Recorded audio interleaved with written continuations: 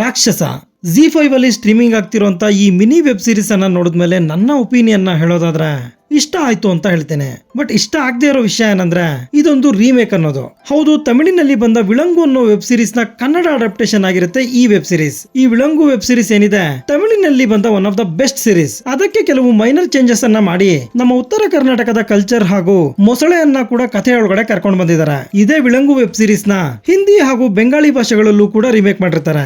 ವಿಶೇಷ ಏನಂದ್ರೆ ಈ ಎಲ್ಲಾ ವೆಬ್ ಸೀರೀಸ್ ಗಳನ್ನ Z5 ಅವರೇ ಪ್ರೊಡ್ಯೂಸ್ ಮಾಡಿರ್ತಾರೆ. ಬಹುಶಃ ರೀಮೇಕ್ ರೇಟ್ಸ್ ಗೆ ಪೇ ಮಾಡೋ ಅವಶ್ಯಕತೆ ಇಲ್ಲ ಅನ್ನೋ ಕಾರಣಕ್ಕೂ ಏನೋ ಈ ಎಲ್ಲಾ ಭಾಷೆಗಳಿಗೂ ಈ ವೆಬ್ ಸೀರೀಸ್ ರೀಮೇಕ್ ಆಗಿದೆ. ಡೌಟೇ ಇಲ್ಲ, ಇದರ ಕಥೆ ಚೆನ್ನಾಗಿದೆ. ಆದ್ರೆ ನಮ್ಮ ಮಣ್ಣಲ್ಲೇ ಇದಕ್ಕಿಂತ ಚೆನ್ನಾಗಿರುವಂತ ಕಥೆಗಳಿವೆ, ಕಥೆಗಾರರು ಕೂಡ ಇದ್ದಾರೆ. ಆದ್ರೂ ಈ ರೀಮೇಕ್ ನ ಅವಶ್ಯಕತೆ ಏನಿತ್ತು? Z5 ನಂತ ಒಂದು ದೊಡ್ಡ ಸಂಸ್ಥೆ ಕನ್ನಡ ವೆಬ್ ಸೀರೀಸ್ ಗಳನ್ನ ಮಾಡೋದಕ್ಕೆ ಮುಂದೆ ಬಂದಾಗ ಅದನ್ನ ಸದುಪಯೋಗ ಪಡಿಸ್ಕೊಳ್ಳೋದು ಬಿಟ್ಟು ಈ ರೀತಿ ರೀಮೇಕ್ ಹಿಂದೆ ಹೋಗೋದು ಎಷ್ಟು ಸರಿ? ಬಟ್ ಸ್ಟಿಲ್ ಒರಿಜಿನಲ್ ನ ನೋಡದೆ ಈ ಸೀರೀಸ್ ನ ನೀವು ಡೈರೆಕ್ಟ್ ಆಗಿ ನೋಡಿದ್ರೆ ಖಂಡಿತ ಇದು ನಿಮ್ಗೆ ಇಷ್ಟ ಆಗುತ್ತೆ.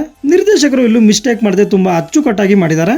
ಇದರ ಬೇಸಿಕ್ ಪ್ಲಾಟ್ ವಿಷಯಕ್ಕೆ ಬರೋದಾದ್ರೆ, ಒಬ್ಬ ಕೊಲೆಗಾರ ಸರಣಿ ಹತ್ಯೆಗಳನ್ನ ಮಾಡಿ ಆ ಊರಿನ ನದಿಯಲ್ಲಿರುವಂತ ಮೊಸಳೆಯ ಅಕೌಂಟ್ಗೆ ಹಾಕ್ತಿರ್ತಾನೆ. ಇದನ್ನ ಆ ಊರಿನ SI ಹನುಮೇಶ ಹೇಗೆ ಕಂಡುಹಿಡಿತಾನೆ ಅನ್ನೋದೇ ಇದರ ಸ್ಟೋರಿ. ಸೀರೀಸ್ ಅಲ್ಲಿ ಉತ್ತರ ಕರ್ನಾಟಕದ ಭಾಷೆಯನ್ನ ಸ್ವಲ್ಪ ಅಥೆಂಟಿಕ್ ಆಗಿ ಬಳಸ್ಕೊಂಡಿದ್ದಾರೆ. ಇದರ ಕಥೆ ಸೌದತ್ತಿ ಭಾಗದಲ್ಲಿ ನಡೆಯೋದ್ರಿಂದ ಆ ಕಡೆಯ ಶೈಲಿಯನ್ನೇ ಬಳಸಿದ್ದಾರೆ. ಇದರ ಟ್ರೈಲರ್ ರಿಲೀಸ್ಗೂ ಮುಂಚೆಯಿಂದಲೂ ಉತ್ತರ ಕರ್ನಾಟಕದ ಮೊದಲ ವೆಬ್ ಸೀರೀಸ್ ಅಂತಾನೆ ಹೇಳ್ಕೊಂಡು ಬಂದಿದ್ರು. ಅದನ್ನ ಪರ್ಫೆಕ್ಟ್ ಆಗಿ ಡೆಲಿವರ್ ಮಾಡಿದ್ದಾರೆ. ಫ್ಯೂಚರ್ ಅಲ್ಲಿ ಈ ರೀತಿಯ ಪ್ರಯತ್ನಗಳು ಇನ್ನಷ್ಟು ಆಗ್ಲಿ. BGM ಚೆನ್ನಾಗಿತ್ತು.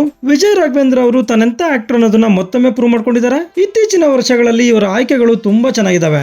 ಬ್ಯಾಕ್ ಟು ಬ್ಯಾಕ್ ಒಳ್ಳೊಳ್ಳೆ ಕಂಟೆಂಟ್ ಅನ್ನೇ ಕೊಡ್ತಿದ್ದಾರೆ. ಈ ಸೀರೀಸ್ ನ ಸರ್ಪ್ರೈಸ್ ಎಲಿಮೆಂಟ್ ಅಂದ್ರೆ ಅದು ಮಹದೇವ್ ಹಡಪದ ಅವರು ತುಂಬಾ ಚೆನ್ನಾಗಿ ನಿಭಾಯಿಸಿದ್ದಾರೆ ಅವರ ಪಾತ್ರವನ್ನ. ಇವ್ರ ಬಗ್ಗೆ ಹೆಚ್ಚಾಗಿ ಹೇಳಿದ್ರೆ ಸ್ಪಾಯ್ಲರ್ ಆಗುತ್ತೆ. ಸೀರೀಸ್ ನೋಡಿನೇ ತಿಳ್ಕೊಳ್ಳಿ.